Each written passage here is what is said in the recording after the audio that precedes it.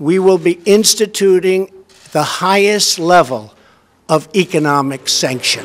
পরমাণু কর্মসূচি ইস্যুতে এই প্রথম ইরানকে সরাসরি এবং স্পষ্ট সতর্কবার্তা দিয়েছে সৌদি আরব। ইরানের সর্বোচ্চ নেতা আয়াতুল্লাহ আলী খামেনির উদ্দেশ্যে সৌদির বাদশাহ সালমান বিন আব্দুল আজিজ আল সৌদ এই সতর্কবার্তা দেন। গত 17 এপ্রিল সৌদির বর্তমান প্রতিরক্ষা মন্ত্রী এবং বাদশার অন্যতম পুত্র প্রিন্স খালিদ বিন সালমান তেহরান সফরে গিয়েছিলেন। সেখানে খামেনির সঙ্গে সাক্ষাৎ করে বাদশাহ সালমানের এই বার্তা পৌঁছে দিয়েছেন প্রিন্স খালিদ। সেটি এখন প্রকাশ্যে আসছে, কিন্তু কি আছে সেই বার্তায়? এখন যে কোনো ব্র্যান্ডের পুরাতন এসি বদলে নতুন ওয়ালটন এসিতে উপভোগ করুন 25% ছাড়।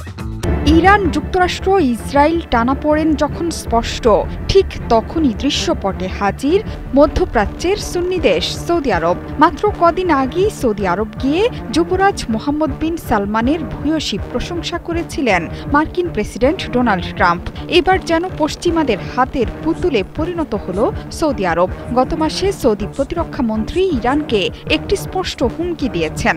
মার্কিন প্রেসিডেন্টের পারমাণবিক চুক্তি নিয়ে আলোচনার প্রস্তাবকে গুরুত্বের সঙ্গে দেখতে বলেছেন ইরানকে, নতুবা ইরানে ইসরায়েলের হামলার ঝুঁকি তৈরি হবে। এই ঝুঁকি এড়াতেই ইরানকে ট্রাম্পের প্রস্তাব মেনে নিতে বলেন দেশের প্রতিরক্ষা মন্ত্রী।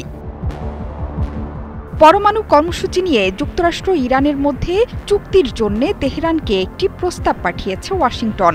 ইরান নিজেদের সমৃদ্ধ ইউরেনিয়ামের উৎপাদন আরও বৃদ্ধি করেছে। আন্তর্জাতিক আণবিক শক্তি সংস্থার প্রতিবেদনে এই তথ্য উঠে আসার পর ইরানকে চুক্তির জন্য প্রস্তাব পাঠালো ট্রাম্প প্রশাসন।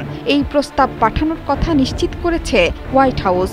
এর আগে ইরানের পররাষ্ট্রমন্ত্রী আব্বাস আরাকচিও চুক্তির কিছু অংশ তার কাছে ওমানের পররাষ্ট্রমন্ত্রী বদর আল-বুসাইদি উপস্থাপন করেছেন বলে জানিয়েছেন। Any nation that helps Iran in its quest for nuclear weapons. White হাউসের প্রেস সেক্রেটারি ক্যারোলাইন লেভিট ইরানকে বলেছেন, তেহরানের নিজেদের স্বার্থেই চুক্তিটি মেনে নেওয়া উচিত। শুধু তাই নয়, ইরান কখনোই পারমাণবিক বোমা পেতে পারে না বলে হুমকি দিয়েছেন মার্কিন প্রেসিডেন্ট ডোনাল্ড ট্রাম্পের বিশেষ দূত স্টিভ উইটকফের মাধ্যমে ওই বিস্তারিত ও গ্রহণযোগ্য প্রস্তাব পাঠানো হয়েছে বলে উল্লেখ করেন লেভিট। অন্যদিকে আব্বাস আরাকচি সামাজিক মাধ্যম এক্সে লিখেছেন, ইরানের নীতিমালা জাতীয় স্বার্থ এবং জনগণের অধিকারের সঙ্গে সামঞ্জস্য রেখে মার্কিন প্রস্তাবের যথাযথ প্রতিক্রিয়া জানাবে। তবে যুক্তরাষ্ট্রের পাঠানো ওই প্রস্তাবের বিস্তারিত এখনও প্রকাশ্যে আসেনি। আন্তর্জাতিক আণবিক শক্তি সংস্থা এক প্রতিবেদনে জানিয়েছে, ইরানের কাছে এখন 400 কেজির বেশি 60% সমৃদ্ধ ইউরেনিয়াম আছে। পারমাণবিক অস্ত্রের জন্য 90% বিশুদ্ধ ইউরেনিয়াম প্রয়োজন। ইরান এখন যে মাত্রায় ইউরেনিয়াম সমৃদ্ধকরণ করছে তা বেসামরিক পরমাণু বিদ্যুৎ ও গবেষণার মাত্রার তুলনায় অনেক বেশি।